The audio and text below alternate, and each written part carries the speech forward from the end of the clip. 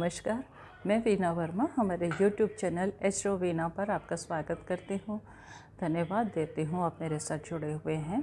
मैं शेयर करूँगी आज आपके साथ कुछ उपाय के बारे में शेयर करूँगी। हमारे हिंदुस्तान में बहुत सारी चीज़ें हैं, कुछ जड़ी बूटियाँ हैं, बहुत सारे ऐसी चीज़ें हैं जिनसे हम अगर उपाय करते हैं, मन से श्रद्धा से उपाय करते हैं तो हमारे जो बहुत सारे काम जो हैं वो ऑटोमेटिकली बनने शुरू हो जाते हैं।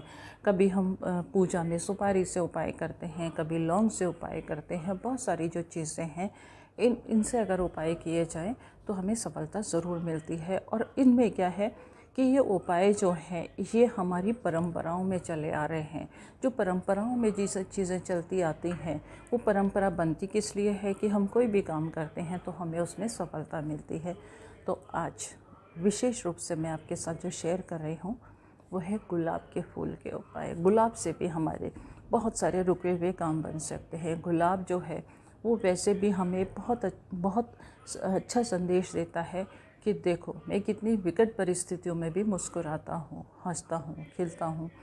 तो वो जब हमारे को वो इतनी ऊर्जा देता है और अगर हम उसके फूल से उपाय करें तो हमारी सफलता की जो गुंजाइश है वो बहुत ज़्यादा बढ़ जाती है।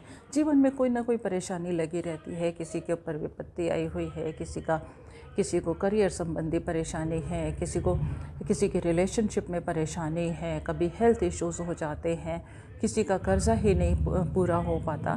तो गुलाब के फूल के अगर उपाय किए जाएँ, आप इनको नोट कर सकते हैं, इन उपायों को नोट कीजिएगा।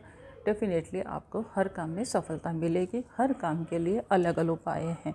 जैसे कि ये जो है गुलाब का जो फूल है, अब आपने देखा होगा कि हम भगवान को चढ़ाते हैं, इसकी फ्रेगरेंस इतनी अच्छी होती है कि हमारा मन खुश हो जाता है।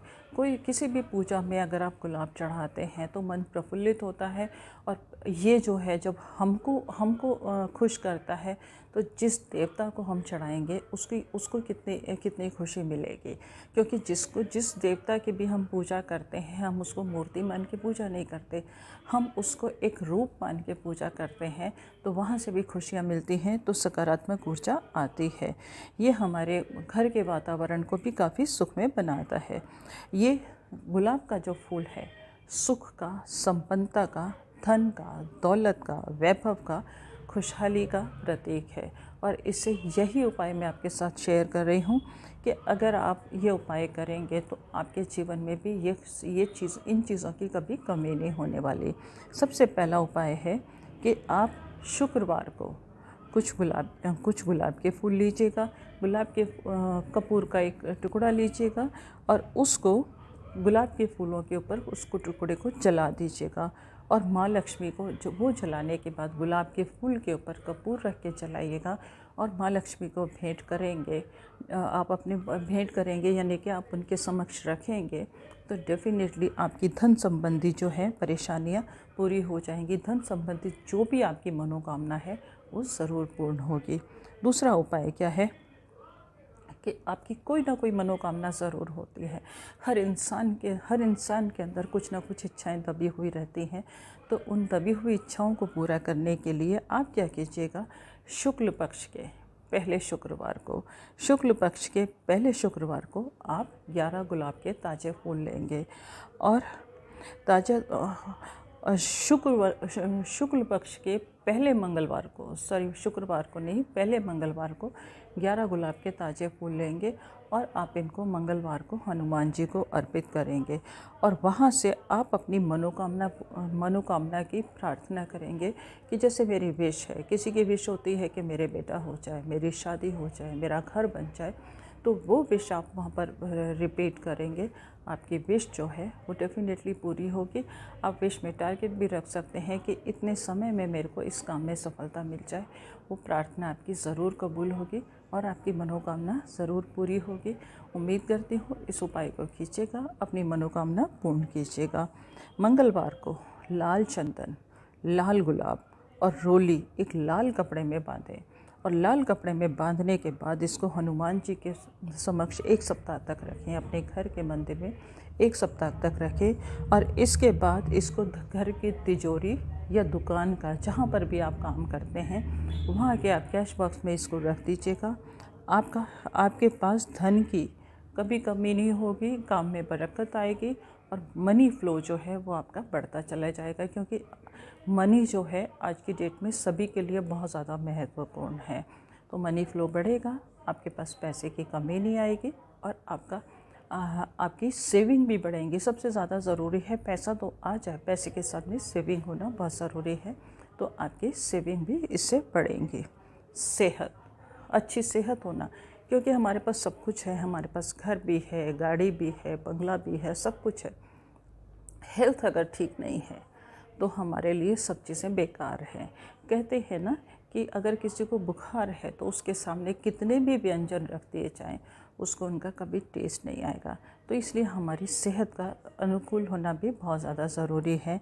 इसके लिए आप क्या कीजिएगा, एक पान का पत्ता लीजिएगा, पान के पत्ते के आप गुलाब का फूल रखेंगे और बताशे रखेंगे। बताशे रखेंगे आप 11, और जो भी आपके घर में रोगी है उसके ऊपर से आप इसको 11 बार उतारेंगे। 11 बार उतारने के बाद कहीं भी सुनसान जगह पर फेंक सकते हैं, कहीं भी इसको फेंक के आ सकते हैं।